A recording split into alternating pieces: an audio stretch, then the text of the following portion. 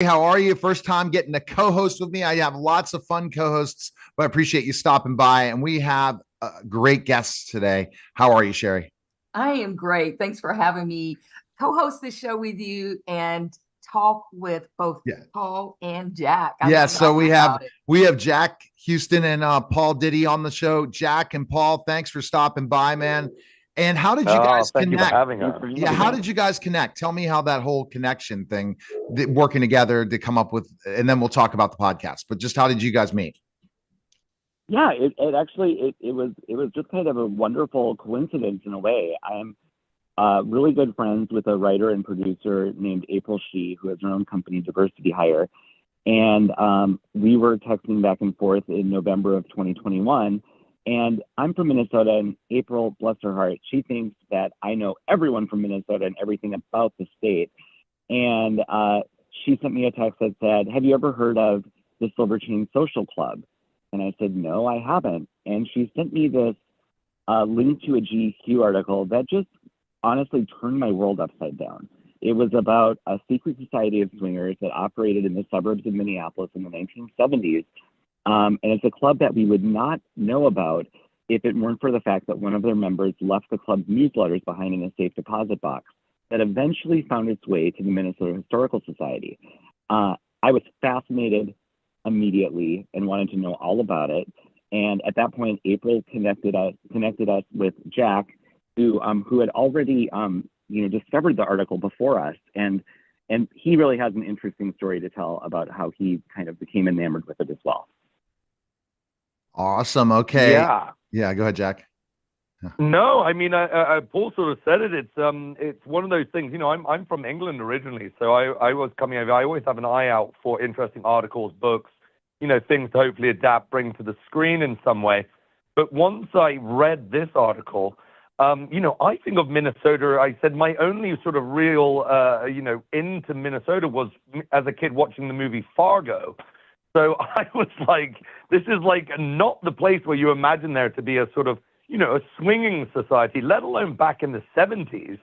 So once we got on with Paul and we actually started talking a little deeper, we all thought that, the article scratched the surface, but what a fascinating subject, specifically in that time period, where I think it was, I think, Paul, am I right? It was illegal to be a swinger. So they weren't allowed to be doing this kind of stuff. Oh, so man. it was amazing, sort of in-depth, sort of Nancy Drew moment where Paul was like, I got to go and, root these people out, dig these guys out and find out more. I want to speak to the families. I want to speak to the kids, who was affected by this. It became this sort of amazing exploration. Sherry's a storyteller, so go ahead, Sherry, with your Yeah. question. Yeah, because they've answered some good, interesting things, giving us the early thing. I guess because we got you for longer. So go ahead, Sherry, with your question for either. Yeah. So I am a storyteller. I love storytelling. And you've got 8 episodes out already, right? And I see the story that you're telling with each episode that you talk to the family members, her Carol's funeral, just really interesting stuff. The investigative work you did on this story. How many episodes are there going to be totally? Paul, you go. Sure thing. Yeah, there's a total of 8 episodes, and then we also have a bonus episode that we dropped in the middle of the season, and we tell a story that answers all the questions that we had at the beginning. So we call this a true no crime because there's not any serious crime. No one gets murdered. I'm not looking for any missing children or anything, but there were a lot of things that we wanted answered, and we really didn't stop until we got all of those answers. Well, and you know what? And I'm going to go, Jack, thinking about podcasts as stories. Because of true crime podcast, I think it's opened up lots of storytellers for podcasting, hasn't it? Yeah, absolutely. Absolutely. And it's amazing because, I've always been fascinated by the sort of true crime, the podcast, the shows, what one's done. But this was, to me, sort of equally as interesting. It's because it's something that we don't know anything about. it's still taboo, to talk about swinging or, we think we've been through so many sort of sexual revolutions, and yet it's something which I knew nothing about. And when I spoke to Paul and we spoke to April and Jen Blake, who works with April, every one of us was like, God, that's why it's so interesting to us, is it's still sort of off the table. It's something you don't speak about. It is, it's considered a sort of lewd subject. And they're always the most fascinating, because I always say, everybody wants to talk. It takes sometimes a little bit of coaxing, but once you open that can, all the worms come flooding out. So, that's sort of what happened. And that's what Paul did so brilliantly. As he said, he started this in 2001. So he goes on a deep dive, and it's amazing the things he uncovers and the people he uncovers. You've got to understand that in these articles, they weren't ever allowed to use last names. So it was only first name basis. So already when you're talking about, being in the suburbs of Minneapolis back in the 70s, how many Dorothys or Susans are there? Just finding one of these people a lot. is a lot. So, Paul does, and, like I always say, the Nancy Drew, the Sherlock Holmes, it really is like this investigative journal. Totally. This, this society, how it was, affected each of the members and the children of the members, and what they remember from it, and like things that some people didn't even know what was going on. And this sort of, suddenly it all made sense. What their parents, where are your parents tonight? That was what was going on. Sherry, this is fascinating, isn't it? It is. He's talking about investigative journalism, or, getting to the investigation. Like, this is a mystery. Right. It's taboo. Like, nobody knows anything about it. It's just pushed off. And did that really happen? And it's like he's unraveling that mystery and showing that, proving that truth is stranger than fiction. So it's a journey. Yeah. What are your thoughts on that? What are your thoughts on that, Paul, and how developing all this?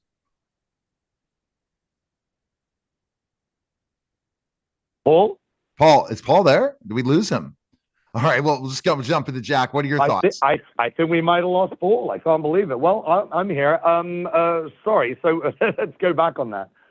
No, Mom. So I'm going to take it back, Jack, and just basically say, the whole storytelling process and putting it all together into a podcast. This is where I'm still trying to understand this as a podcast expert, how stories are being told and developed, and how the final research, because you're used to documentaries, but you're not used to people on the go, on their treadmill or at work, and they're listening to podcasts, the audio production versus video. So I want more of a diving deep into that process and production that's different. And yet it kind of makes it more of an interesting story, like the days of fireside chats where people were listening to the radio before television.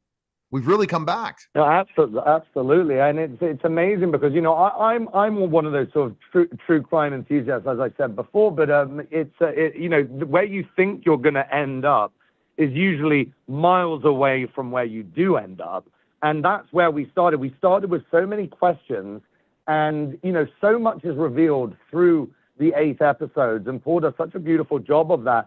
It's amazing to think back then in the 70s, it was illegal to swing. You weren't allowed to do that. So this society was started by these 4 founding members, these 4 founding couples, and actually was started by the women of those couples, because they were sick of driving out of state to go and swing. So they said, well, why don't we set up this executive committee? And by the end of it, I think there was about 200 members. This is in a time where it was legal. So they would set up dances, bowling events, get-together picnics.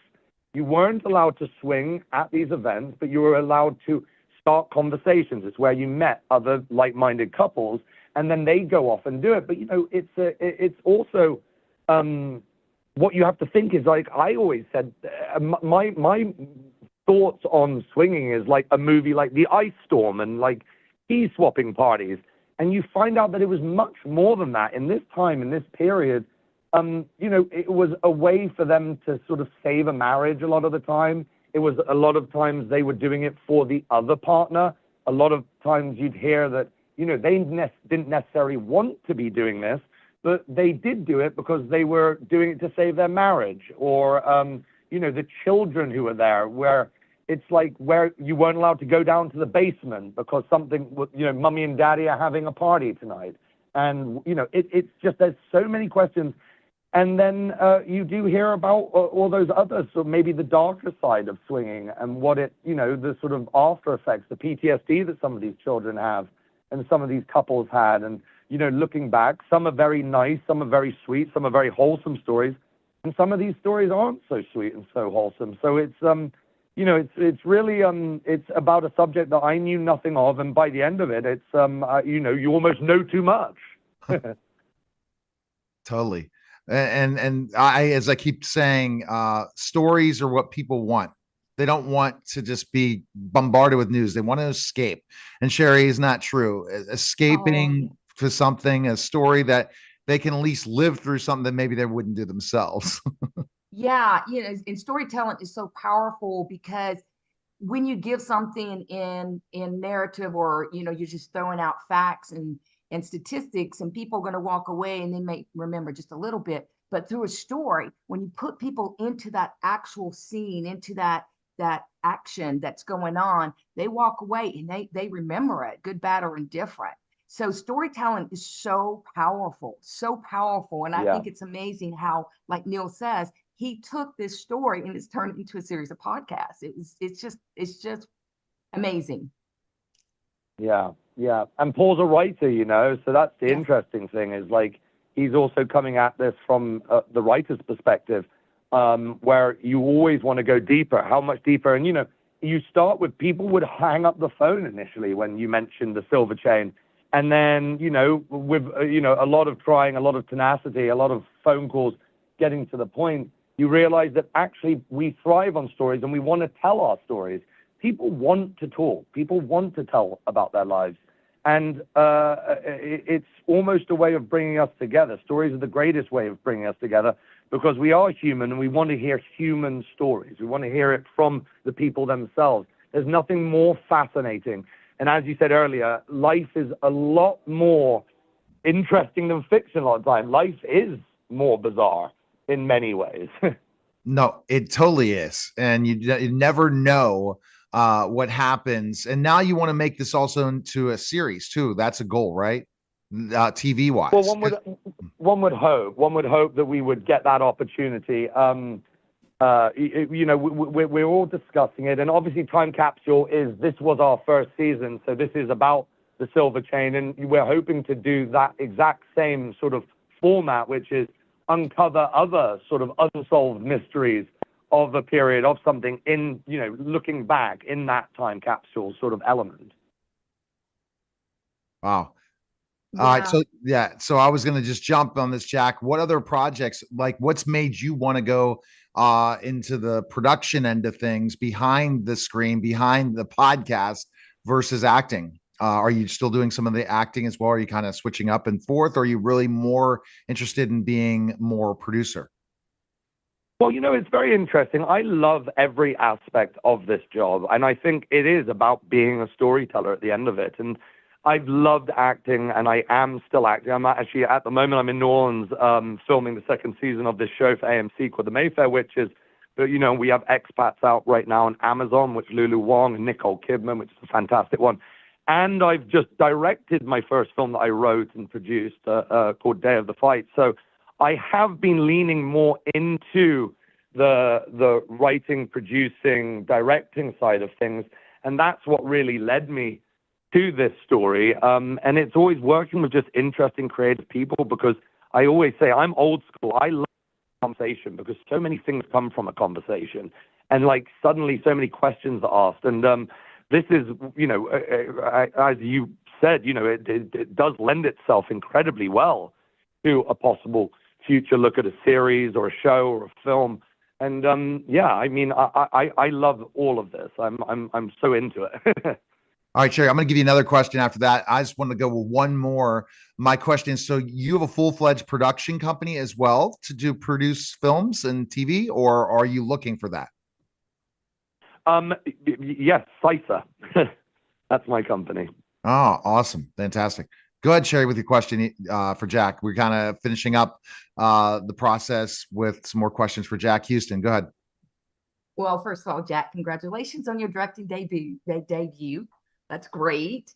Thank And you. as you're talking about, future episodes and telling stories, I think, when I get people tell me stories, a lot of times I find that they're cleansing for a lot of people. Like things they've struggled with, when they tell it and they tell that story and they get it out there, it's like almost healing. And this is, an unusual Absolutely. kind of investigative story. And I'm really looking forward to what you're going to be doing in the future. Oh, thank you so much. Yeah, no, you're so right. It's so funny because we sort of do exercise our own lives through storytelling. I think, Paul specifically, while, going on this deep dive into the Silver Chain, he's also talking about, well, where he was from, coming from, Minnesota and all those questions that we had when we were kids about our parents. We always think to ourselves, back then it was so sort of proper. It was like you almost can't sexualize one's parents, let alone your grandparents. And to know that this kind of stuff was going on back in the 70s, I think was the hook for all of us. Because, times change, but humans don't. We don't. We still are fascinating people and, all of the trials and tribulations that life brings with it. So usually with anyone you meet, everybody has a story. And it's such a beautiful thing to find someone like Paul who really wanted to go and find, the truth behind something like this. And that's what makes for such great listening is when you do a podcast, you can be anywhere. You can be in your car, you can be on a treadmill, you can be just walking to work, and you've got something that you can just escape to. And I think this is the escapism that we're looking for. We love the truth, and this is something that's uncovering something so brilliant and so beautiful. Well, I'm hoping that, like, when everyone says, every technology comes up and then say, okay, this is dead. This is dead. Well, we're seeing that radio is not dead. Podcasting's not dead. And people like to just listen to stories. They need to have Absolutely. something in the background that's not going to be annoying. It's going to be interesting. And you're going to have that wow factor. So it's available on all different podcast networks, right? To check out. It is. And timecapsule.com as well. That's its own website that you can go in, see all sorts of photos, see it from its sort of origin, and there's a bunch of merchandise and all sorts of great things that Paul has been sort of integral behind. So brilliant. Hey, that's what it is in podcasts, right? And we learned a lot about podcasts from that one show on Peacock where it was a true crime where you can make tons of money off of podcasts. So best of luck in what you guys are doing. And tell Paul, definitely love to talk to him further at one point in time about his project. But thanks again, Jack, and look forward to having you back on. I will. Thank you. All right. Thank you for having us. All right. Take care, guys. Bye, guys. Thank you. All right.